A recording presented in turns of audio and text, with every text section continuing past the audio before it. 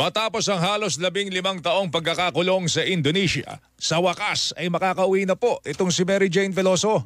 Bukas po na madaling araw, December 18, iuuwi na po sa Pilipinas si Mary Jane. Ito sinabi ng Indonesian Acting Deputy for Immigration and Corrections Coordination.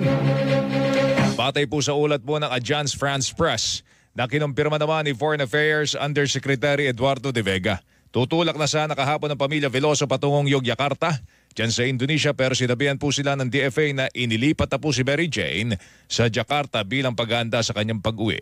Sabik naman ang mga magulang ni Mary Jane sa nakatakda nitong pag-uwi sa bansa. Halikan namin, ipaghanda namin yung gusto niyang pagkain na yung adobong baboy. Hindi na ako marunong mag-Tagalog. Yun ang kuhan ko, kaya pagkakausap po namin, Tagalog sa umpisa, pero mamaya iba na yung mga sinasabi. Hindi na kuhan kaya, maalala ho niya yun. Babaguhin na naman po niya yung salita niya.